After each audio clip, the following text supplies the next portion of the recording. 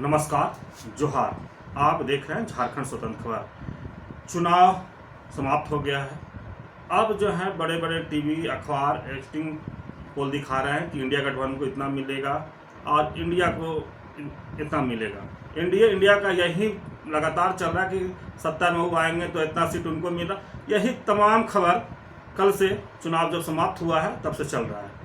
हम भी यही जानने की कोशिश कर रहे हैं। जो गलेक्शन डुंगडू जी हैं, लेखक हैं, रिसर्चर हैं, और ये बराबर जब से चुनाव शुरू हुआ है अपना विचार व्यक्त करते रहे हैं कि कौन सीट पर किसका जीत हो रहा है, क्यों जीत हो रहा है, वो भी अपना ही बताते रहे हैं।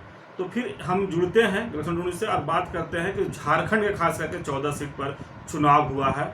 तो जो भी हैं, कुछ लोग कह रहे हैं कि आजसू एक सीट जीत रहे हैं, तो कांग्रेस इतना सीट जीत रहा है, तो बीजेपी इतना सीट जीत रहा है। लेकिन हम सीधे बात करते हैं गलेक्शन डुंगडू से और ये इनका प्रतिक्रिया क्या है, इनका क्या विचार है। दादा जोहार। जोहार। क्या कहेंगे दादा, जिस तरह से टीवी अखबार में आ रहा है कि बीजेपी का इतना सीट, कांग्रेस का इतना सीट, मैंने इंडिया और एनडीए के गठबंधन का ये हो रहा है, कुछ तो 404 भी दिखा रहे हैं बीजेपी की तरफ से, तो क्या मैंने कहेंगे इस पर? जो देखिए, पहली बात तो यह है कि जो एग्जिट पोल दिखाया गया है ना, एग्जिट पोल अपने आप में मतलब ऐसा लगता है कि इन लोगों ने हड़बड़ी की है, या तो एग्जिट पोल कुछ आया और उसमें टीवी मतलब स्टूडियो में बैठ के इधर से उधर करने की भी कोशिश हुई है।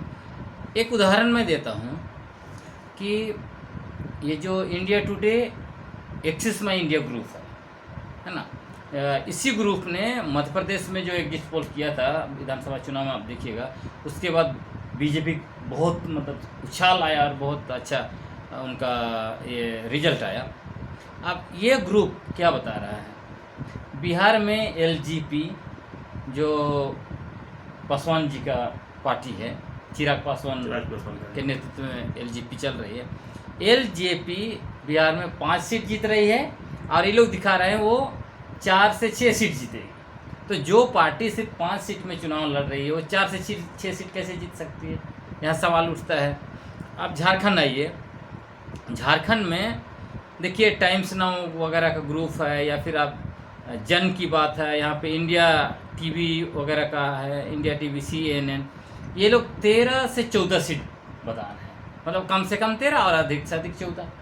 आप बताइए झारखंड में, आप बताइए कि झारखंड में कोई भी व्यक्ति, आम आदमी, गांव में जाके आप किसी को भी पूछेंगे तो बता देगा ये एग्जिट पोल सरासर एकदम गड़बड़ है, इसको कहीं टेबल पर बैठ के बनाया गया है, इसमें जो है कि एक तरह से इसके पीछे कुछ अलग मानसा है।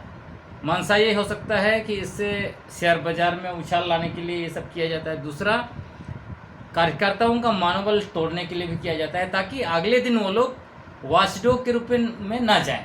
सोचे कि आप तो ये तो जीत ही रही बीजेपी, ये तो 400 पार बोले थे, 400 पार आ ही रही है, तो हम क्यों वहाँ पे जो है कि जाएंगे मेहनत करने के लिए, इतना धूप है वगैरह, तो उनको जो काउंटिंग करता है करने दीजिए। तो लोग वहाँ पे नहीं देखेंगे, और जहाँ पे 5000 से कम का मार्जिन होगा वहाँ पे खेल हो जाएगा, और फिर दिखाएंगे देखिए एग्जिट पोल जो आया था रिजल्ट भी वही दिखा रहा है। तो ये सब खेल होता है, मैंने कहने का मतलब कि पहले से हवा बनाया जाता है। बिल्कुल। और ये चुनाव में आप देखिएगा बहुत क्लियर है, बार बार मैंने कहा है कि 2024 का चुनाव ऐसा चुनाव है जहाँ पर मोदी लहर कहीं नहीं दिखा है। मोदी लहर जो है कि छूमंतर हो चुका था। अब जो मोदी लहर छूमंतर हो चुका है उसमें अगर 401 सीट दे रहे हैं या 406 सीट दे रहे हैं तो ये तो अद्भुत ही माना जाएगा। और उसके साथ साथ देखिए, मोदी लहर नहीं होने की वजह से बीजेपी के कैंडिडेट्स जो हैं, खासकर जो पिछले बार चुनाव जीते थे, उनको बहुत मेहनत करना पड़ा, और बहुत जगह पे जो है कि उनको जो है कि एक तरह से कहे कि विरोध भी सहना पड़ा, मतलब जनता का। अब झारखंड में देखिए, जैसे एक उदाहरण मैं देता हूँ, गोड्डा का सीट में जो दुबे जी हैं, दुबे जी को लग रहा था कि मोदी लहर में तो कुछ होने वाला नहीं है। उन्होंने ऐलान कर दिया था कि यदि कांग्रेस प्रदीप यादव को कैंडिडेट बनाती है तो मैं चुनाव प्रचार नहीं करूंगा। उसके बाद बनाया कांग्रेस ने प्रदीप यादव को, फिर क्या हुआ भाई, हम लोगों ने देखा कि वही दुब्बे जी जो कह रहे थे कि चुनाव प्रचार नहीं करूंगा, गांव गांव जा रहे हैं, लोग जब सवाल उठा रहे हैं तो गाली गलौज कर रहे हैं, मारपीट पर हो गए उतरवाए। उसके साथ साथ देखिए वहाँ पे बहुत बड़े बड़े लोगों को बुलाया, जेपी नड्डा का रोड शो हुआ, वहाँ पे जो सिंगर्स हैं उनका रोड शो उन्होंने करवाया। उसके साथ साथ राजा भैया तक को उन्होंने बुलवा लिया। क्या हुआ भाई, आपने तो दावा ठोका था कि हम जो है कि प्रदीप यादव को कैंडिडेट बना दिए कांग्रेस, तो मैं चुनाव प्रचार ही नहीं करूंगा। तो इसी से आप देखिए ऐसे परिस्थिति में अगर ये एग्जिट पोल आ रहा है तो ये आपका क्या कहता है झारखंड में जो आपका जो? देखिए, मैं झारखंड में बहुत क्लियर आपको सीट वाइज बताता हूँ कि कौन कौन सा सीट जो है कि जिसमें इंडिया गठबंधन के पक्ष में लहर थी और वो जीतने वाली है, और कौन कौन सा सीट है जो मतलब एनडीए गठबंधन के पक्ष में जाती हुई दिखाई पड़ रही है। इसमें आप देखिएगा इंडिया गठबंधन के पक्ष में उसमें सबसे बेहतरीन मतलब चुनाव जहाँ पे शायद मार्जिन भी ज़्यादा होगा हो सकता है, वो बहुत आसान सीट दिख रहा है।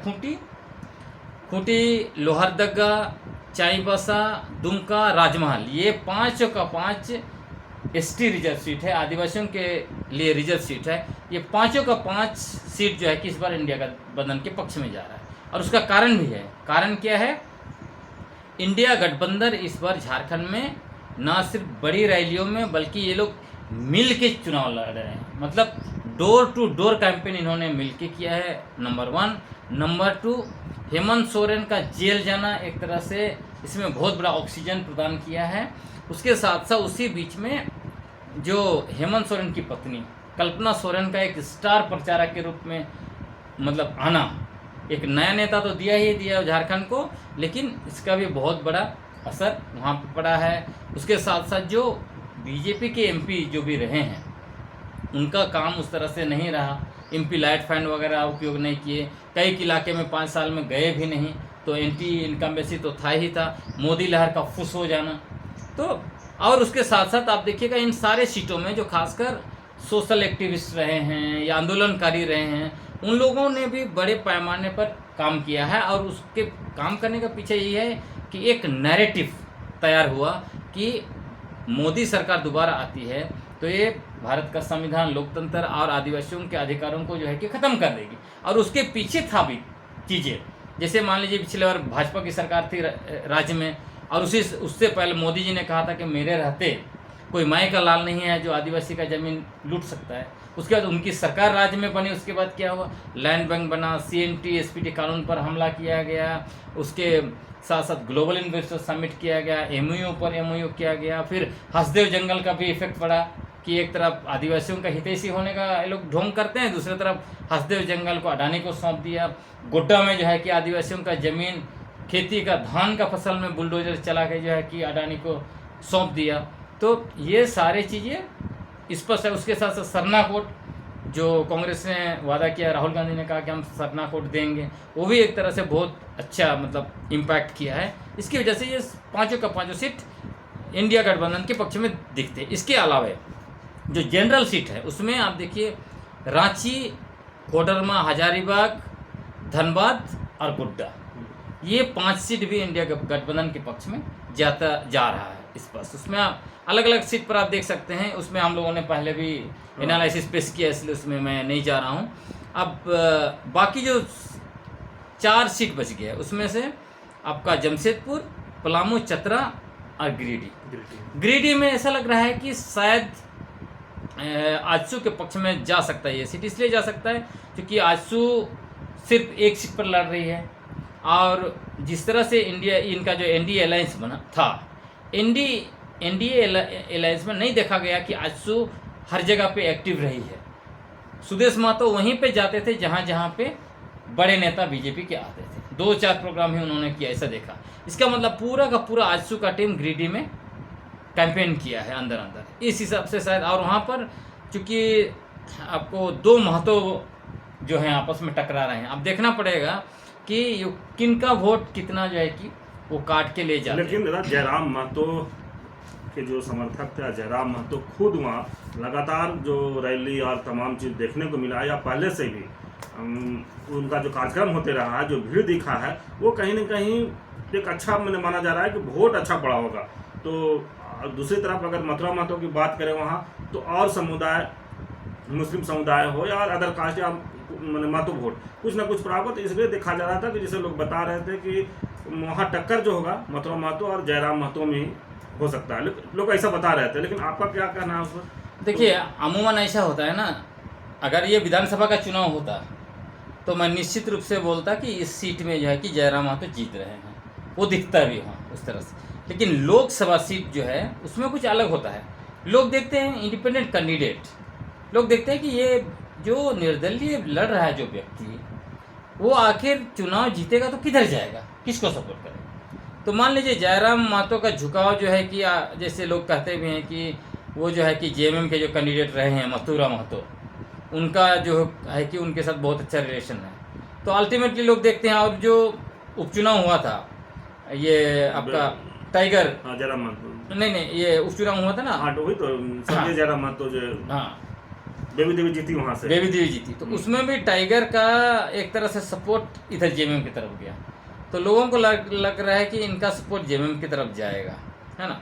तो इस हिसाब से लोगों को लगता है अगर ये जेएमएम को ही सपोर्ट करेंगे या फिर अगर ये बीजेपी को ही सपोर्ट करेंगे तो क्यों ना उन्हीं पार्टी को दे दिया जाए। इस तरह से भी मतलब वोटर्स वहाँ जाते हैं। भीड़ में दिखना वो अलग होता है, हाँ ये बदलाव आते हैं। इसमें आपने देखा होगा पिछले बार, आप देखिए ये बिहार में कन्हैया कुमार जैसे स्टार तो पैदा नहीं हुआ था, उतना बड़े स्टार तो नहीं है जयराम महतो, तो कन्हैया कुमार इतने बड़े स्टार थे और लग रहा था जीत जाएंगे, लेकिन हुआ क्या हासिल उनका।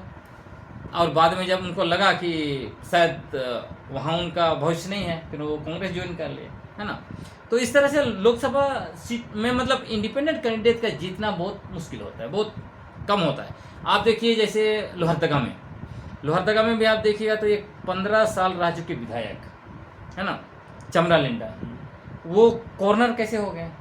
जब 15 साल उन्होंने चुनाव लड़ा, 15 साल जीता हुआ कैंडिडेट है, तो उस हिसाब से तो उनके पास पैसे भी होंगे, उनके पास लोग भी होंगे, सब कुछ होगा, उनके तो आसान होना चाहिए। तो इसीलिए मतलब मेरा अपना जो कह रहा है कि एनालिसिस, जयराम महतो यहाँ पे वोट ले लेंगे, शायद 1 लाख भी हो सकता है, उससे थोड़ा ज़्यादा भी हो सकता है, कम भी हो सकता है, लेकिन उनके पास एक अच्छा वोट आएगा, नो डाउट। लेकिन मुझे नहीं लग रहा है कि वहाँ पे वो जीतने लेकिन उनके जो समर्थक हैं, उनके जो लोग हैं, जो भी किसी के पार्टी के लोग हैं, वो लगातार कह रहे हैं कि हम लोग वहाँ जीत रहे हैं। कौन नहीं कहता है अब कौन बोलेगा। देखिए जब लड़ाई होता है तो एक साइकोलॉजिकल गेम होता है, कोई नहीं बोलेगा कि मैं चुनाव हार रहा हूँ, हर कोई बोलेगा मैं चुनाव जीत रहा हूँ। अभी चमरा लिंडा का पूछिएगा तो बोलेंगे हम बहुत 2 लाख मार्जिन से जीत रहे हैं, हर कोई बोलेगा, तो ये स्वाभाविक है। और बाकी जो है कि अब देखिए रहे चतरा में, मैंने कहा ही पहले, चतरा में चूँकि बीजेपी ने स्थानीय व्यक्ति को टिकट दिया, उसका उनको वहाँ पर फ़ायदा मिल रहा है। पलामू में हालांकि हालत उनकी ख़राब है, उसके बावजूद लग रहा है कि पलामू SC रिजर्व सीट है, SC रिजर्व सीट उनके पक्ष में शायद वो निकल जाएगा। जो कि इंडिया गठबंधन का कैंडिडेट है, वो नया है और उतना पहचान नहीं है उस इलाके में, तो इसलिए लग रहा है ये 4 सीट में इंडिया गठबंधन ने NDA का एज दिख रहा है। तो अब दादा झारखंड की बात कर ली, अब जिसे देश की बात करें तो जिस तरह से कांग्रेस करे जीतेगा इंडिया, मोदी की विदाई तय है, ये कांग्रेस का, इस पर आपका क्या प्रतिक्रिया है? मुझे लग रहा है कि जिस तरह से चीज़ें आ रही, मैं भी कह रहा हूँ, मैंने शुरू से ही नारा दे के रखा है, अब की बात 200 भी नहीं यार, ये मेरा नारा है।